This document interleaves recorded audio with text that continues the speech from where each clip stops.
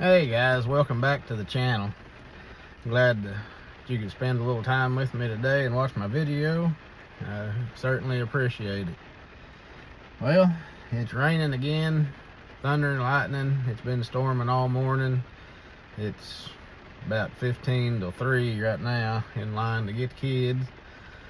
And we've had 6 inches of rain today so far. And then we're supposed to get more storms and rain tonight and all day tomorrow, so we are going to have plenty of water here in northwest Arkansas. Anyway, I said the other day I was going to do a video on just a Senko wacky rig, and just do a video about Senkos, because there's so many ways to fish a Senko, and how to rig it, and different ways to rig it. And this time of year, a Senko will catch a ton of fish. But I'm going to start off with the wacky rig. It's one of the most popular ways that people use this bait, Senko style bait. And a wacky rig, you hook it through the middle just like that. And I don't use this kind of hook, and I don't use a wobble head for a wacky rig, but I'm just showing you how you rig it. You rig it like that, and you throw it out there, and while it's going down, it's usually weighted either, or you usually have it either weightless, or there's some wacky rig heads that's really lightweight, and some of them has weed guards. Just depends on how thick the cover you're fishing in, and that kind of thing, on if you want to use one of the ones with the weed guard or not.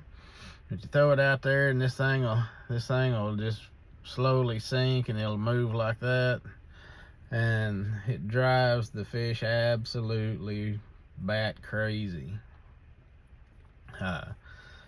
It's good for throwing in the middle of beds.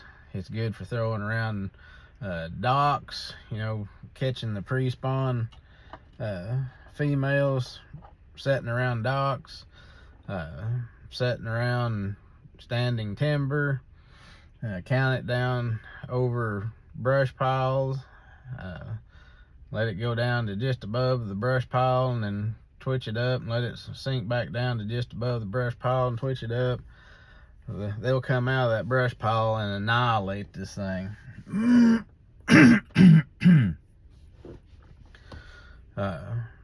You can also throw it in open water. If you're using live scope, you can throw it out there and let it sink down to the depth that you need to let it get down to. Or if you see fish on your 2D, if you see it on your 2D sonar down imaging, see how deep the fish are, you can count it down to that depth and start working it. But this time of year, it is a hard bait to beat, to throw for the pre-spawn females in their staging areas. You can also hook it just like this. You can hook it that way and get the same action out of it. This is a little more weedless than the other way, because your hook's is going the same way as the worm. It's not sticking out to the side.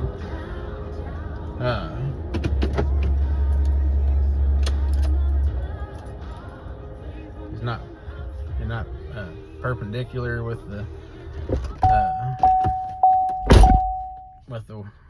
worm. You're more parallel with it, and that's a little more weedless than hooking it with the hook going perpendicular with the worm. And it's not much, but a little bit. Usually, if you're going to use it, put the nail weight in the end of it. You'll want to hook it like this here, and put the nail weight in the end and let it go down, and then when you twitch it up, then it comes back down.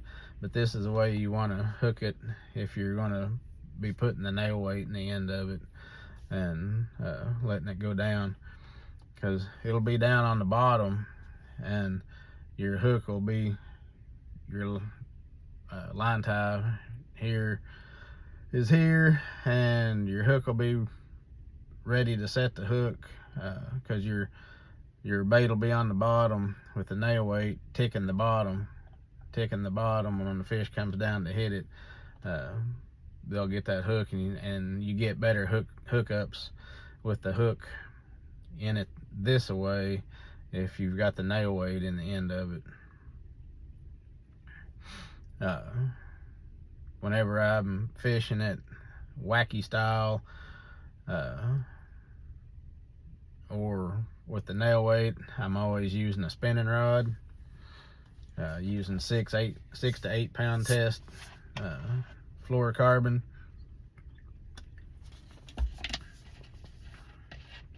Excuse me, my mouth's dry. And and usually when I'm fishing like that, I like to have at least 2 foot of water visibility or more, and especially if I'm just using a weightless wacky rig, because it's not making any kind of noise. I mean, you can put a rattle in it, and but you lose so many of these fishing wacky style that it gets kind of expensive with all the baits and the rattles. I mean, if that's the only way you can get them to hit, if you experiment and find that they're just whacking it with that rattle in it, you know, you're in a tournament, you're going to win money, you know, go for it. Put that rattle in it so it makes the noise that you need it to make. But most time I fish it silent, because a lot of times you're fishing heavily pressured fish, and the heavily pressured fish seems to usually prefer something more silent. Another way to rig for a wacky rig, or doing the nail weight rig, is you can get those rubber bands. You can get that tool, put the rubber band on here, and you can hook it, either hook it this way, hook it parallel or perpendicular, with that band on it. And the band will help save a few worms, but I seem to get more bites when I'm using it without that band on there. All right, another way to fish this thing is a drop shot. You can nose hook it, use it for a drop shot. You can Texas rig it on a drop shot. So that's another way to use these. This is just a little 4-inch one. That's just what I grabbed. I grabbed this bag, and it just happened to be the 4-inch ones. A lot of times I'll put this on a Ned head, the whole thing, the whole 4-inch, and I catch a lot of bass on these on a Ned head. Also,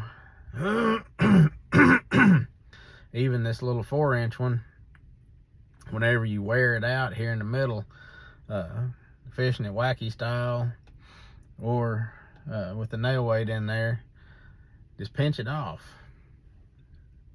You can pinch it in half, and there you got 2 little Ned worms, and if you don't think that these little dudes cut in half after you wear them out won't catch fish, you need to try it. It seems like I catch more on these that I wore out fishing than what I do a regular turd worm. So that's another way to use these and save you some money on your nets. Just cut this in half and you got 2 halves right there. Put it on your Ned head and go catch some fish. Another way to use these is Texas rig them. You can most time when I'm Texas rigging, I don't usually get over about 3/16 weight. If I needed to get it down into some cover, then I go up 1/4, 3/8, half, whatever I need to use to get it to go down in the cover that I'm throwing in. But for the most part, it's 3/16, so it still falls fairly slow, and seems like I catch more fish with that smaller weight. I always, even when I'm fishing big worms and stuff, I try to use the smallest weight I can get by with. I seem to catch more fish that way. Sometimes you'll find that they want a bigger weight and it falling faster, but that's not very often. Most of the time I catch more fish using the smallest weight that I can get by with. But on a Texas rig, you can throw it out there, you can throw it anywhere that you're going to throw a regular worm. You throw it out there and let it go to work for you. Like I said, you can pitch and flip into heavy cover, and you can throw it off the end of points. You can throw it around brush piles, rock piles, boat docks, just anywhere that you'd throw a worm, you can throw one of these Texas rigs. Another way that I like to use these is just put it on a wobble head. Put it on a wobble head and drag that thing across the bottom, and they will tear that up. And one of my favorite ways to work this thing is this is how you put on a Texas rig or just a worm hook. Put it on just a little bit, come out the side, bring it up, get the wobble head out of the way, bring it up there on your, where it's just there on your keeper, and then you can kind of see where the worm's going to be coming out at. So you pinch it up and make that worm come out right there. That way your bait's good and straight. Choking hack. If I'm fishing sparse cover, if I'm just fishing just a pea gravel bank or something, I usually just leave it like that. But if I'm fishing around any kind of cover that I could get stuck on, then I just barely skin hook it right there. You just put the point right there. So a bass comes up and gets it, that's all you got. That's all you got to do, and it's the hook's right there. So all you got to do is push it up and just stick the end of it back in the plastic. But a lot of times, 99% of the time, I'm fishing this thing. If I've got a Texas rig, 99% of the time, I'll have it weightless, and I'll be throwing it around because I like fishing shallow cover. So I'll be throwing it around buckbrush, lay downs, shallow rock piles, around boat docks, and I twitch it like a fluke. Just twitch, and that thing will look kind of like a Zerspook under the water. He'll just go back and forth. He'll walk the dog under the water, and you twitch, and I'll tell you what, them fish will come up there and annihilate that thing. you got it, that far under the water where you can see it. Just like fishing almost like fishing the top water. And they will flat come up there and annihilate that thing. I got a color that I have specially made, and it's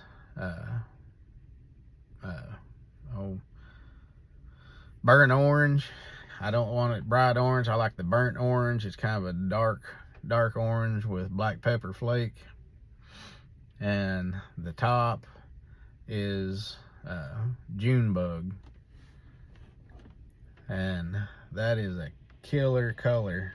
If you can get somebody to make you some or find some somewhere. Z-Man makes some that's fairly close to the color I like.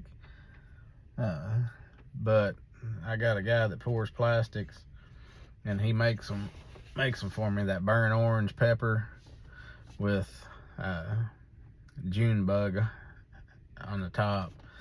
And when I hook it where the orange is on the bottom, just like a bluegill in the spring. That bluegill's got that big burnt orange throat, and then the top. Imagine something like this green pumpkin here. It's got purple and orange flake in it. It would probably be all right too, to have a burnt orange and green pumpkin top. But there's something about that June bug that they love. I mean, I fish it a lot in the rivers, and like over at North Fork and Bull Shoals, up in the river, and sometimes they're kind of off colored, and that burnt orange and June bug, I have wore them out.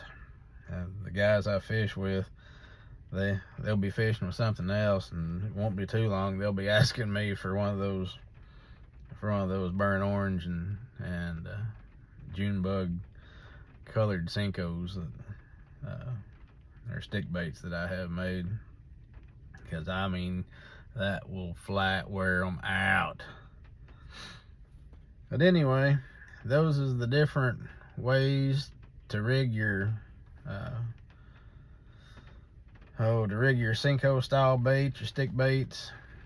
And if I'm throwing it in heavy cover on the bait casters, I usually use anywhere from 12 to 20 pound fluorocarbon 7 to 7'6" medium heavy rod, whatever reel that you want. But anyway, I just throw it around heavy cover. Sometimes work it on points. Sometimes you just work it on the points. And why he's got us moving up already? It's time for it to move up. Anyway, I'm getting ready to pick the kiddos up. It's getting ready to get loud in here. And by the way, since I've already stuck this thing 3 or 4 times, that's all you got to do. There you got 2 Ned heads, 2 Ned worms right there. And they're practically the same size. They're a little bit different sizes. But those little things has good action. They'll stand up on those Ned heads, and you'll catch some fish. And I'm putting it back in the package right here, so I will have them to use on a Ned head and put it back in that pack. But anyway, I'm going to get off of here. I hope you all have a blessed week. Please hit the like, share, and subscribe button. And if you have any questions, comments, please leave them below. I always try to at least like or reply to everybody's comments. I do the best I can. Sometimes I'll miss 1 or 2, but if I do, I apologize. And I hope to see you guys soon out on the water.